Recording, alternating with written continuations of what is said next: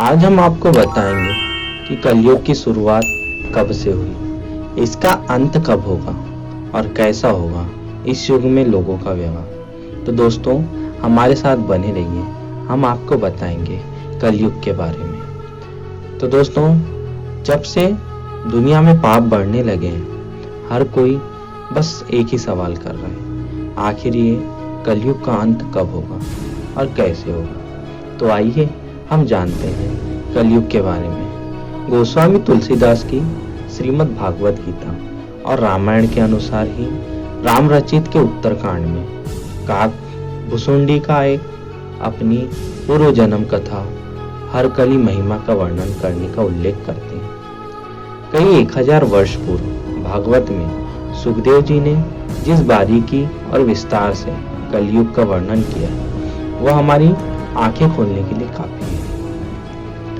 आज सब तरफ उसी वर्णन के अनुसार घटनाएं घट रही हैं और आगे भी जो लिखा है वैसा ही घटेगा, ऐसा प्रतीत होता है।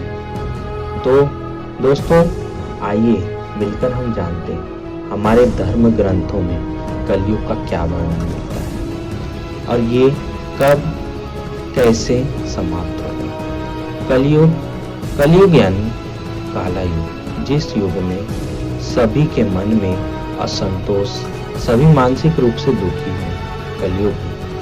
इस युग में धर्म सिर्फ 1/4 रह गया है। कलयुग का प्रारंभ 3102 ईसा पूर्व में हुआ।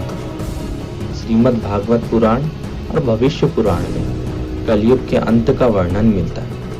कलयुग में भगवान कल्कि का अवतार होगा, जो पापियों का संहार करे, फिर से सतयुग की स्थापना होगी। कब होगा कलयुग का अंत? 3102 ईसा पूर्व 5 ग्रह मंगल, बुध, शुक्र, बृहस्पति और शनि मेष राशि पर 0 डिग्री पर गए थे। कलयुग तभी से प्रारंभ हुआ। अभी कलयुग का प्रथम चरण ही चल रहा है और हमारे पुराण में कलयुग की अवधि और ये समाप्त कैसे होगा, इसका व्याप्त में वर्णन किया गया है। कलयुग की अवधि 1200 दिव्य वर्ष बताई गई। मनुष्य का 1 महीना पितरों के 1 दिन के बराबर होता है। वहीं मनुष्य का 1 वर्ष देवताओं के 1 दिन रात के बराबर होता है और मनुष्य के 30 वर्ष देवता के सिर्फ 1 महीने के बराबर होते हैं। कलयुग की अवधि 1200 दिव्य वर्ष बताई गई है। इस हिसाब से देखा जाए तो कलयुग का काल 4,32,000 साल लंबा चलेगा। इसका मतलब है कि कलयुग में अभी मात्र 3102 साल जमा हुए हैं। 2016 5118 वर्ष बीत चुके हैं और 4,26,882 वर्ष अभी भी बाकी है। मनुष्य के 8,84,000 वर्ष की 24 वर्ष अर्थात एक द्वापर युग के बराबर होती है। तो वही त्रेता युग 3600 दिव्य वर्ष का होता है, जिसमें मनुष्य की 12,96,000 वर्ष आते हैं। कलयुग बाकी सभी युगों से छोटा युग है। यहाँ एक द्वापर युग में 2400 दिव्य वर्ष या फिर 8,64,000 मनुष्य वर्ष आते हैं। वहीं एक त्रेता युग में 3600 दिव्य वर्ष या 12,96,000 मनुष्य वर्ष आते हैं।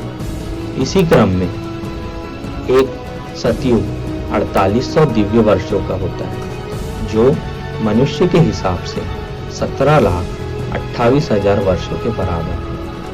इन सब का कुल योग 12,000 दिव्य वर्ष, जो मानव के हिसाब से 43,20,000 वर्षों के बराबर। यह सब मिलकर एक महायुग बनाते हैं।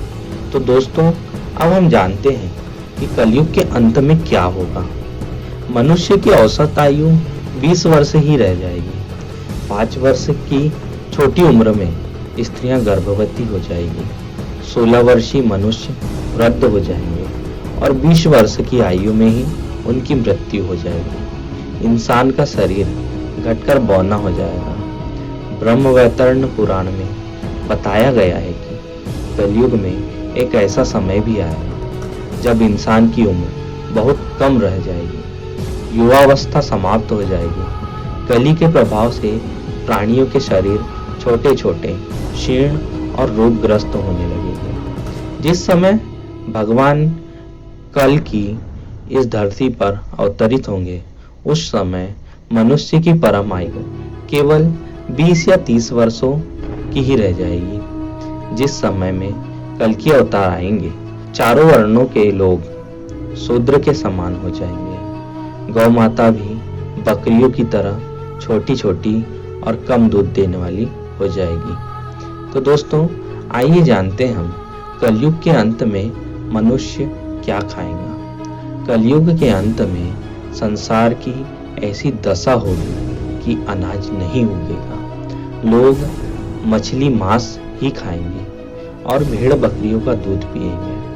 गाय तो दिखना भी बंद हो जाएगी, होगी भी तो बकरी के समान, और वो भी दूध देना भी बंद कर देंगे। एक समय ऐसा आएगा जब जमीन से अनाज उगना बंद हो जाएगा, पेड़ों पर फल नहीं लगेंगे और धीरे धीरे ये सारी चीजें धरती से विलुप्त हो जाएगी।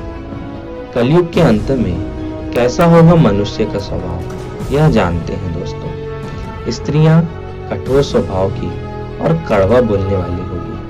वह पति की आज्ञा नहीं मानेगी। जिसके पास धन होगा उसी के पास स्त्रियां रहेगी।